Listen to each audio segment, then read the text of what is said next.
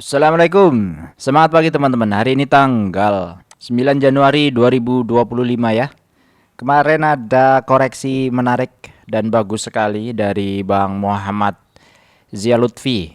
Izin koreksi Bang, jika Dewa di harga 1055 memang sudah di atas kriteria free float, tapi market cap-nya belum masuk kriteria. Kalau harga Dewa 1055 market cap-nya hanya 42T dan itu masih di bawah kriteria market cap MSCI yaitu 59,021T. Ini benar ya teman-teman. Betul sekali. Mohon maaf, jadi ternyata rumusnya ada yang perlu diupdate ya, algoritmanya nggak bisa hanya satu saja tapi ada dua, dan sekarang sudah saya update. Kalian nanti kita bahas Konglo satunya lagi, Pak Prayogo Pangestu. Kemarin belum kan, baru ada Abu Rizal Bakri sama Pak Hapsoro Sukmono Hadi. Hari ini manggung saham-sahamnya. Terus gini, apa yang saya sampaikan di awal ini itu disclaimernya on banget ya. Ini bukan untuk pemula.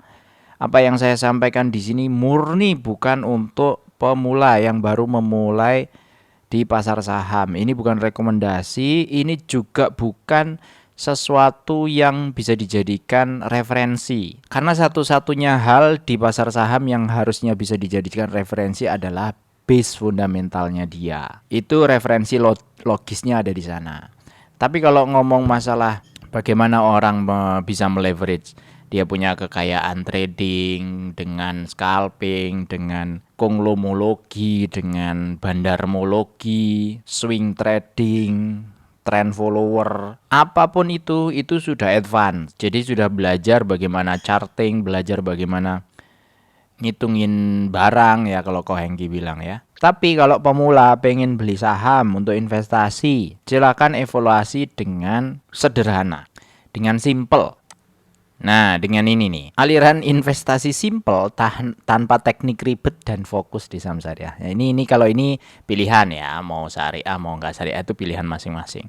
Tapi investasi simple tanpa teknik ribet ini yang Opa Warren Buffett selalu pakai. Sebenarnya kalau ngomong sekarang sih ribet sih. Semua teknik itu sebenarnya ribet sebenarnya. Kalau kita nggak paham betul kan sebenarnya ribet. Tapi bisa disimplifikasi. Ya kalau saya ngitungnya berdasarkan dividen investing gitu kan. Dividennya berapa ya sudah dilihatnya dari situ, karena yang direct impact ke kita kan di situ. Jadi ini sudah saya update untuk yang kemarin ada di Dewa, awalnya 1055 itu jadi sekitar 1451. Ini karena apa? Karena awalnya di perhitungan selisih ini nggak pakai if saya ya. Jadi hanya ngitung yang di free floatnya sini saja gitu. Nah sekarang jadi sudah ada dua rumusan ya, mulai dari yang target free float sama target market cap. Jadi benar yang dikatakan, jadi kalau 1055 itu nggak cukup di market capnya, jadi 1451 mestinya ini pas di market capnya dan free floatnya nanti akan kelebihan.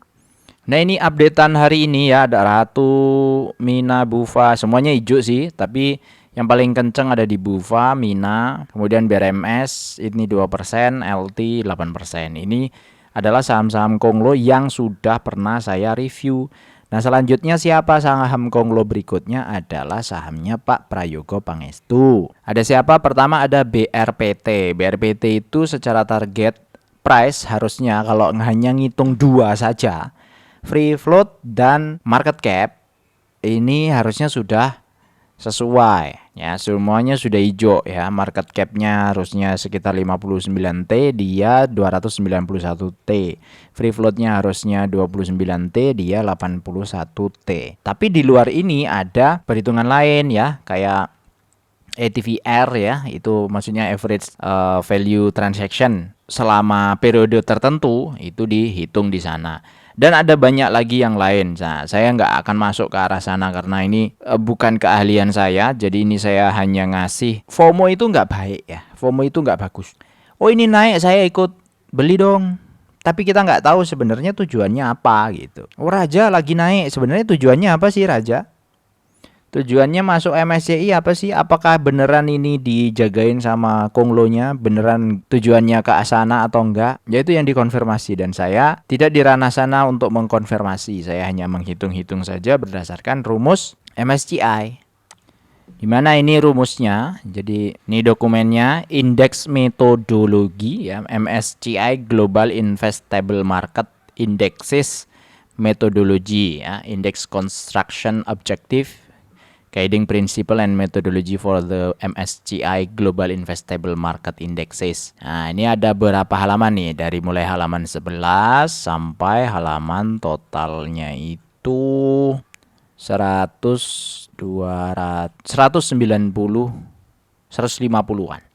191 nih kalau plus macam-macamnya ya. Ya, sumbernya di sini nih, msci.com. Mestinya dari sini. Saya lupa ini kemarin saya download di mana. Pokoknya dari internet, dari websitenya MSCI. Nah, ini kayaknya ya, msci.com Index Methodology. Di googling aja, ada ketemu kok. Terus kriterianya ada di mana? Ada di halaman 84. Yang paling simple ada di sini. Kriteria ini ada frontier, emerging market, sama developed market. Nah, frontier ini hanya sekitar ini ya, 205. Ini satuannya M itu million, berarti juta ya. 205 juta dolar. Kaliin aja 16.500. Nah, kalau Indonesia itu masuknya emerging market ya. Saya ulangi lagi lah. Jadi untuk entry requirement, entry itu berarti yang belum pernah masuk kemudian masuk, itu market cap minimum adalah 59T. Dihitung dari mana? 3,577 billion dollar atau miliar dolar. Ini dikalikan 16.500. Hasilnya adalah 59 triliun. Kemudian float market cap-nya adalah 1,788 billion dollar. Nah, ini adalah 29,5 triliun. Kenapa dia make ini saja? Ternyata MSCI itu males ya. Kalau saya ngelihat kriteria begini ini males sebenarnya. Saking banyaknya dia punya fund, dia punya uang, itu mereka mengkategorikan negara-negara itu di beberapa kategori investasi. Nah, Indonesia itu dapat bobotnya mana ya? Oh, di sini nggak ada. 1%, 2% berapa gitu. Pokoknya dikit lah. Nggak nyampe 3%. Teman-teman yang tahu komen ya di bawah ya. Supaya videonya langsung bisa terkoreksi kayak Bang Muhammad Zia Lutfi ini nolongin saya ini. Jadi langsung dikoreksi sehingga video saya nggak salah arah gitu. Untung salahnya turun ya. Jadi targetnya turun. Karena ngeri kayak gini nih ya. Nggak ada yang mau sebenarnya ngitung-ngitungin begini. Kenapa? Kalau benar nggak ada gunanya buat saya. Kalau salah dihujat saya resikonya. Daripada ngitungin begini-begini sebenarnya kan saya lebih baik mending ngitungin yang lain. Karena gini, ini saya juga nggak masuk di area-area begini ya. Saya nggak beli raja, nggak beli ratu. Kondisi begini-begini ya. Nggak beli bufa, nggak beli apa lagi nih. Nah, Dewa, LT. Padahal saya tahu juga LT itu kondisinya gimana dari price yang sekarang kan. Bisa aja dihitungin ngikut-ngikut sama beliau-beliau yang ke arah sana. Sebenarnya gampang ya. Kalau sama-sama makan nasi itu harusnya secara ilmu harusnya bisa dipelajari. Nah, tinggal nyali aja. Nah, saya nggak punya nyali. Nggak punya nyali. Anggap aja begitu. Nggak apa-apa. Nah, lanjut ya. King Prayogo Pangestu. Itu untuk BRPT. Kemudian TPIA. TPIA ini harusnya juga udah masuk. Wah, ini conditional formattingnya juga belum full nih. Nah, ini ada yang ngecret. Ya, benar-benar ada yang ngecret. Nah, ini udah benar ya. Yang hijau-hijau itu sudah masuk. PTRO, TPIA, BRPT berdasarkan MSCI dan free float-nya saja. Tapi kalau untuk yang ini, nih ATVR, nih ya, 15 ATVR ini saya nggak ngitung, males, rumit, ya ribet, saya nggak serajin itu. Jadi teman-teman cari sendiri. Atau kalau nggak konglonya sendiri yang harusnya bingung terkait dengan ini ya. Kalau mereka mau masuk, ya mestinya ini dibenerin, ATVR ini. Nah, ini terus ada number C nih, Market Accessibility Kriteria. Ini openness to foreign ownership, significant. Kemudian ease of capital inflow outflow, significant untuk emerging. Kemudian efficiency and operational framework, ini good and tested. Availability of investment instrument, ini high. Ya nggak ngerti ini apa ini. Stability of the institutional framework, modest, harus stabil, nggak boleh perang. Apalagi develop, ini very high. Yang suka perang-perang, ribut-ribut, nggak mau dia keluar. Nah tadi balik lagi ke sini. Ini tuh indeks yang males sebenarnya. Males tuh ngitung-ngitung fundamental segala macam. Oh ada sih fundamental. Tapi ternyata yang dimasukkan ke kriterianya dia pertama ya rame apa enggaknya saham itu, kemudian market capnya gede apa enggak. Dia nggak mau yang kecil-kecil karena duitnya juga gede. Terus dia nggak mau yang sepi-sepi, yang nggak bisa langsung keluar ya, sepi-sepi. Ada nggak saham yang bagus tapi sepi? Banyak. Nah makanya kayak saham-saham Konglo ini rame-rame semua. Kayak Bumi itu 3 triliun tuh rata-rata sehari, Dewa 1,3 triliun. Oh iya, kita belum lihat IHSG hari ini ya. IHSG. Hari ini IHSG-nya 8.900 turun sedikit. Ya, transaksinya 25 triliun, ya lumayan lah. Ya 25,4. Terus yang nego berarti sekitar 2 triliun ya di pasar negosiasi. Ini disclaimer on ya, jangan dipakai untuk membeli. Ini berkali-kali nih. Ini keluar dari pakem karena pakem saya nggak ngitungin yang begini-begini. Ya, screener ini adalah untuk screener dividend investing, di mana kita nanam, habis itu mengharapkan return minimalnya adalah dari dividennya. Kalau ada capital gain dari situ, yaitu bonus. Kalau ini enggak, mengharapkan return dividen untuk PTRO dan Raja dan Ratu memang bagi dividen. Tapi based on dividen yang dibagi oleh mereka ya 15, 56 sama 46, itu harga wajarnya untuk PTRO itu Rp167, Raja 627 dan Ratu 512. Yang lainnya 0 karena nggak bagi dividen. Jadi cara investasi saya gampang sebenarnya. Saya tanam uang saya itu dapat kembalian berapa. Udah gitu doang. Jadi kayak masuk ke UMKM kan juga gitu. Kayak nanam uang di toko, bikinin toko, habis itu tokonya jalan, bagi hasilnya berapa, yang kita dapatkan berapa. Nah target setahun nggak usah banyak-banyak, 9% setahun. Dari mana 9%-nya? Dari sini ya, simulasi ini 9% 1 tahun. Kalau kita mau financial freedom dengan 10 juta per bulan atau dapat dividen 120 juta per tahun dengan yield 9%, nilai investasi harus 1,33 itu di saat sekarang. Tapi karena sekarang estimasinya kita nggak punya uang nih, taruhlah ya simulasinya nggak punya uang 1,3 saat ini. Jadi kita pengen nabung, gaji UMR pengen nabung sampai nanti pensiun. Kita sekarang umur 30, sehingga ada waktu nabung 25 tahun. Pengen pensiunnya berapa dengan gaji UMR? Sekarang saya pengen pensiun dengan 10 juta per bulan pengennya untuk uang sekarang. Di present value selama 25 tahun 18 juta jadinya. Jadi 10 juta itu setara dengan 18.500.000 kalau inflasinya 2,5% per tahun. Atau future value-nya dividen itu 222 juta. Sehingga nilai investasi harus 2,4. Maka setelah 25 tahun kita harus punya 2,4 miliar. Mungkin nggak itu? Nah ini disimulasi di sini. Nabung 2 juta ya, tahun pertama dapat 24 juta. Kemudian dividen diterima nih 2 juta karena 9% kan. Nah, 24 kali 9% kan 2.100.000 tuh. Kalau kali 10% kan 2.400.000 ya. Ini direinvestasikan lagi. Terus tahun kedua kan ini 48 itu berarti 24 tambah 24. Plus ini berarti 50.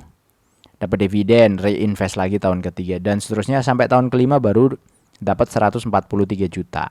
Targetnya 2,4 miliar. Kecapai nggak kira-kira? Nah, kita langsung aja ke tahun ke-25. Ini dapatnya 2,6 miliar. Sehingga dividen yang diterima 234 juta per tahun atau 19.500.000 per bulan. Targetnya 18 juta jadi kecapai. Ini sudah saya resume di grafiknya ini ya. Nah, di grafik ini sudah ada targetnya yang warna merah, kemudian yang warna hijau bar itu adalah pencapaiannya. Jadi di tahun ke-25 tercapai. Ya kan nggak mungkin bang 9% per tahun terus-terusan kita dapatnya dari dividen. Ini hanya simulasi. Namanya simulasi itu untuk menipu otak kita. Otak kita itu tidak disetting untuk sabar begini. Otak kita itu otak berburu. Pengennya short. Makanya sekarang itu kalau ada short YouTube, ada short TikTok rame kan, pengennya seneng cepet ya, nggak mau sabar apa itu nggak mau. Jadi kita manipulasi dengan cara apa? Kita tahu target endingnya, sehingga kita tidak FOMO, tidak ngikutin kiri kanan gitu. Contoh tahun kemarin pada cuan 50%, 40% gitu setahun ya. Terus yang 9% merasa tersiksa. Lah supaya kita nggak tersiksa, kalaupun misalnya equity kita itu ternyata profitnya adalah 9% atau perkembangannya 9%, kita hitung aja base standarnya yang mana gitu ya. Standarnya ini ini standar saya, standarnya orang lain beda, bisa jadi beda. Terlalu moderat itu, ngapain 9% dianuin? Ya bisa aja. Ini kan yang saya share. Kalau saya misalnya kasih misalnya 15 di sini untuk diri saya sendiri atau 20 misalnya untuk diri saya sendiri, iya. Kalau ini saya share too good to be true, terlalu baik, terlalu bagus untuk dipercaya gitu ya. Bayangin nabung 2 juta per bulan dapat dividen dalam 25 tahun nih berapa nih? 214 juta per bulan. Jadi 2 juta per bulan ini selama 25 tahun kita nabung, nanti kita dapat tuh 12 miliar nih tahun ke-25. Ini kalau orang awam bilang, "Wah, ya bener itu. Udah saya anu saham aja, nggak usah 2 juta per bulan. Langsung saya jual tanah, langsung saya jual motor, jual mobil, masukin semua ke pasar saham." Orang kita kan pengennya begitu, instan. Lihat video, wah ini bener nih videonya, langsung instan gitu. Pengennya langsung cuan, langsung banyak. Padahal sudah jelas videonya simulasinya 25 tahun dan 2 jutaan ini bukan berarti kita itu nggak punya uang, bukan. Ini karena prinsipnya adalah uang dingin yang bisa disisihkan per bulan. Dan ini adalah perjalanan gitu. Tekniknya simple tanpa ribet ya. Mengawal perjalanan, udah gitu aja tekniknya gitu. Lah, saya jadi nggak bahas sahamnya Pak PP dong. Oh ya udah ya tadi ya.